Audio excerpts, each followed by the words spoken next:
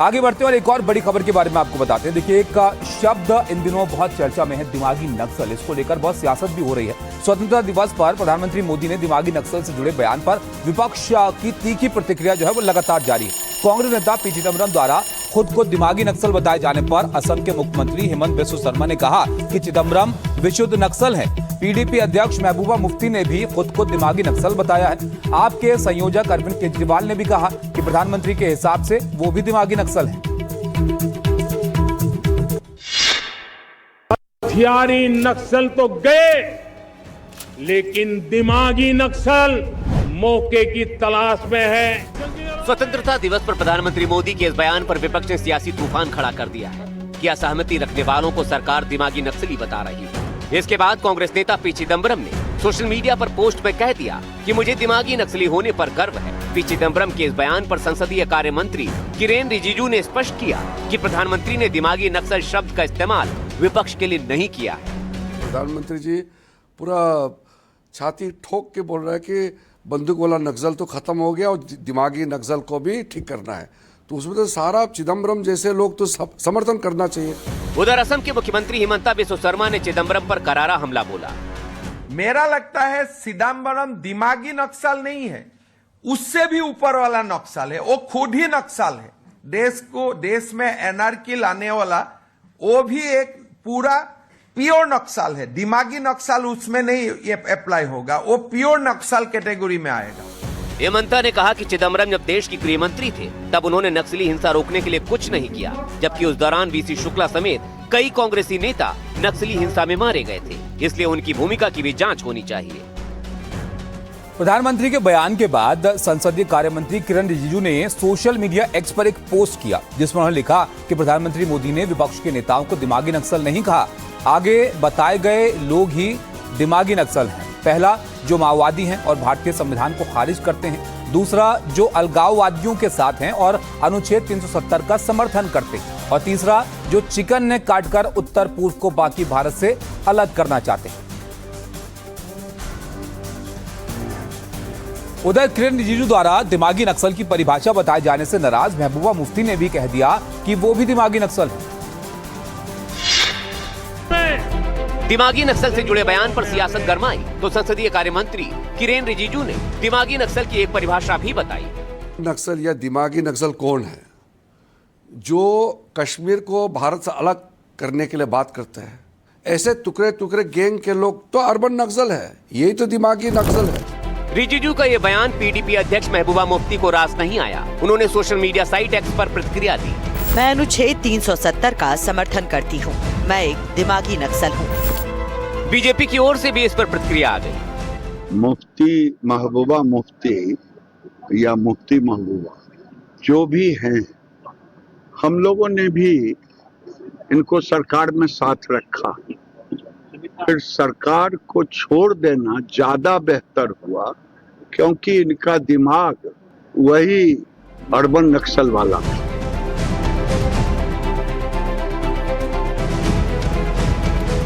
अब देखिए, इस पूरे मुद्दे में केजरीवाल भी कूद आए हैं। उधर बीजेपी भी विपक्ष के नेताओं को प्रतिक्रिया देने में पीछे नहीं है। उनकी तरफ से भी लगातार जवाब दिया जा रहा है। प्रधानमंत्री जी के हिसाब से दिमागी नक्सली कौन है? जो इस देश में प्रश्न उठाने की हिम्मत करता है, प्रधानमंत्री जी के हिसाब से वो दिमागी नक्सली है। जो सड़ी गली व्यवस्था को बदलना चाहता है, जो अच्छे सरकारी स्कूल चाहता है, जो अच्छे सरकारी अस्पताल चाहता है, जो बिजली चाहता है, पानी चाहता है, सीवर चाहता है, ड्रेनेज चाहता है, अच्छी व्यवस्था चाहता है, भ्रष्टाचार मुक्त भारत का सपना देखता है।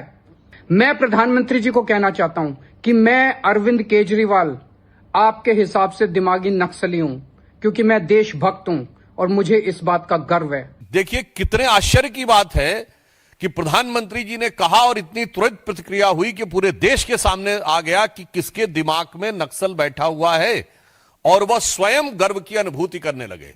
प्रधानमंत्री जी ने जो कहा, अगर प्रधानमंत्री जी जरा सी नजरें झुका के देख लें तो अपने इर्द गिर्द अपने चारों तरफ वही मिलेंगे जो संविधान को नहीं मानते।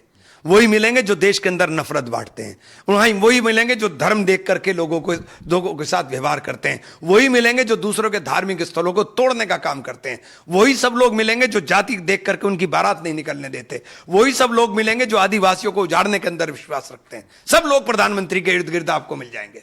अब कांग्रेस नेता कह रहे हैं कि हम ही हैं, तो आगे हमको कुछ कहने की आवश्यकता है। आगे बढ़ते हैं और आपको दिखाते हैं 4 बजे की 4 बड़ी खबरें। भारतीय नौसेना की समुद्री निगरानी क्षमता और होगी मजबूत। रक्षा मंत्रालय ने अमेरिकी कंपनी जनरल एटॉमिक्स से किया समझौता। 1943 करोड़ रुपए के 2 MQ-9B सी गार्जियन ड्रोन 30 महीने के लिए लीज पर लेगा भारत और हिंद महासागर क्षेत्र में निगरानी और खुफिया जानकारी जुटाने में करेंगे मदद।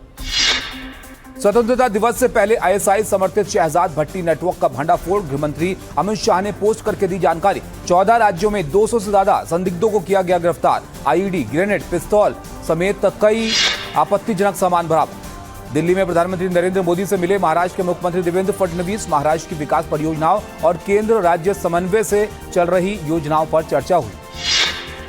दिल्ली में जैतपुर वार्ड की आप पार्षद हेमा श्रीचंद बोरा के पति गिरफ्तार। दिल्ली पुलिस के प्लॉट पर कब्जा करने का आरोप, शिकायतकर्ता को धमकाने के आरोप में हुई गिरफ्तारी। मध्य प्रदेश के उज्जैन से बड़ी खबर आपको बताते हैं। यहां पर महाकाल परिसर में आज सुबह नागचंद्रेश्वर मंदिर के पास भगदड़ जैसे हालात बन गए। कई श्रद्धालु उसमें घायल हो गए, कई बेहोश हो गए हैं। यहां नाग पंचमी के मौके पर भारी भीड़ जमा थी। घायलों को अस्पताल में इसके बाद भर्ती करवाया गया है। महाकाल मंदिर में आस्था का जो जनसैलाब उमड़ा, वही खौफनाक मंजर में बदल गया। नागचंद्रेश्वर मंदिर के पास जैसे ही बैरिकेड हटाया गया, भीड़ के दबाव से सारे सुरक्षा इंतजाम धराशायी हो गए। चारों तरफ सिर्फ चीख पुकार और मदद की गुहार सुनाई दे रही। भगदड़ जैसे हालात बने और अफरा तफरी मच गई। लोग नीचे गिरने लगे, कोई बैरिकेड में फंस गया, लेकिन बहुत से लोग उनके ऊपर से गुजर गए। कोई दर्द से कराह रहा था तो किसी का दम घुट रहा था। एकदम से जब बैरिकेड खुलना तो भगदड़ मच गई। उधर से टेंट भी गिर गया, सारे बैरिकेड नीचे गिर गए। वो बैरिकेड के नीचे मेरे 2 ही पैर फंस गए। एक को मैंने जैसे निकाला, बाकी दूसरा मेरा पैर पूरा चुर्रा हो गया, वहीं पे फ्रैक्चर पूरा हो गया। हादसे में घायल लोगों को उज्जैन के जिला अस्पताल में भर्ती कराया गया है। पीड़ित परिवार अपनों का हाल जानने के लिए बेताब दिखे। इस घटना ने मंदिर और जिला प्रशासन पर गंभीर सवाल उठा दिए हैं।